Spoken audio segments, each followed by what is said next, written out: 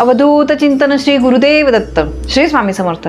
दत्त जयंतीच्या सगळ्यांना खूप खूप शुभेच्छा. आजचा दिवस अतिशय महत्त्वाचा आहे आणि बघा आपल्या पारायण जे आहे त्याचं आजचा शेवटचा दिवस आहे. सगळ्यांनी आपण अगदी मनापासून छान पारायण केलेलं आहे. तर बघा दत्त जयंतीला आज तुम्हाला संध्याकाळी 3 दिवे लावायचे आहे. हे 3 दिवे जर तुम्ही लावले तर तुमचं आयुष्य बदलू शकतं. खूप प्रभावी, अतिशय सोपा असा हा उपाय आहे.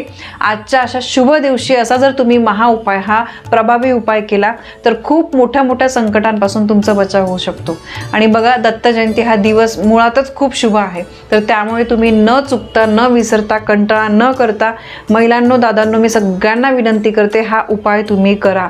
काही लागणार नाही, अगदी 2 ते 3 मिनिटात तुमचा हा उपाय होणार आहे. बघा दत्त जयंतीची पूजा कशी करायची आहे, कशी साजरी करायची आहे याबद्दलची माहिती देणारा व्हिडिओ मी ऑलरेडी तुमच्यासोबत शेअर केलेला आहे. आता हा उपाय काय आहे ते मी तुम्हाला सांगते. हे जे 3 दिवे आहे हे तुम्हाला संध्याकाळी लावायचे आहे. संध्याकाळी म्हणजे बघा संध्याकाळी 6-6:30 नंतर, सूर्यास्तानंतर तुम्हाला हे दिवे लावायचे आहे.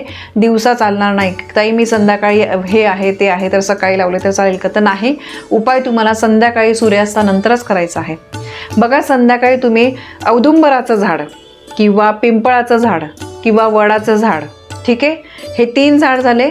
याशिवाय दत्तांचं किंवा स्वामींचं मंदिर, दत्त महाराजांचं कुठे मंदिर असेल जवळपास किंवा स्वामी महाराजांचा मठ किंवा केंद्र आपण म्हणतो ते असेल किंवा वाहते पाणी, यापैकी तुम्हाला जमेल त्या ठिकाणी तुम्हाला दिवे लावायचे आहे.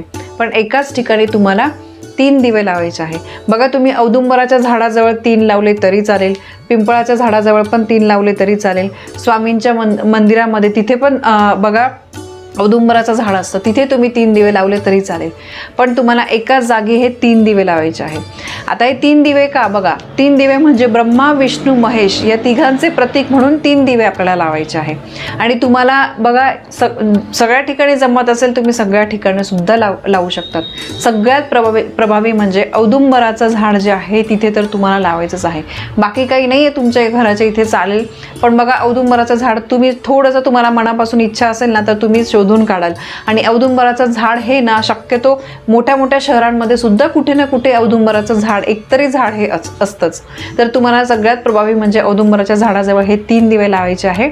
दिवा तुम्ही कणकेचा घ्या, मातीचा घ्या, स्टीलचा घ्या, काही चालेल. फक्त दिवा जो आहे तो तुपाचा तुम्हाला लावायचा आहे. ठीक आहे, 3 दिवांमध्ये तुम्हाला तूपच टाकायचं आहे. गाईचं शुद्ध तूप जे आहे ते तुम्हाला टाकायचं आहे. आणि तुम्हाला मी आधी जे ठिकाण सांगितले त्या कोणत्याही ठिकाणी तुम्ही लावू शकतात. मी तुम्हाला जसं सांगितलं 3 दिवे म्हणजे ब्रह्मा, विष्णू, महेश यांचं प्रतीक म्हणून लावायचं आहे. आणि यासोबतच दिवे लावल्यानंतर त्या दिव्याला तुम्हाला हळद, कुंकू, अक्षता, फूल अर्पण करायचं आहे. 1 अगरबत्ती लावायची आहे. आणि यासोबतच तिथेच बाजूला तुम्हाला 3 कापूरसुद्धा प्रज्वलित करायचे आहे. ठीक आहे, त्यानंतर तुम्ही जिथे कुठे लावताय, झाडाजवळ लावताय, त्या झाडाला स्पर्श करून तुम्हाला नमस्कार करायचा आहे. डोकं टेकवून तुम्हाला नमस्कार करायचा आहे. आणि वेळ असेल तर तिथेच बसून तुम्ही तारक मंत्र म्हणू शकतात किंवा दत्तांचं नामस्मरण तुम्ही दिगंबरा दिगंबरा श्रीपाद वल्लभ दिगंबरा, झाडाजवळ जर तुम्ही लावताय तर तिथे 11 प्रदक्षिणा घालत तुम्ही हा मंत्र म्हटला तरी चालेल. बघा उपाय अगदी सोपा आहे. फक्त विनंती करून सांगते की मनापासून करा, मनामध्ये कुठलीही शंका न आणता करा. आणि जर तुम्ही सगळं लक्ष तिकडेच देऊन करा, इकडे तिकडे काय चाललंय अजिबात लक्ष ठेवू नका. दत्तगुरूंचं अगदी मनापासून नामस्मरण करा. मनापासून केलेली कुठलीही गोष्ट कधीही वाया जात नाही. आणि बघा हा दिवस अतिशय महत्त्वाचा आहे. आणि भलेही आपल्याला पारायण वगैरे या गोष्टी करायला तुम्हाला जमलं नसेल, पण हे छोटे छोटे उपाय जरी तुम्ही केले ना तरी पण खूप मोठ्या गोष्टींपासून, खूप मोठ्या संकटांपासून आपला बचाव होतो.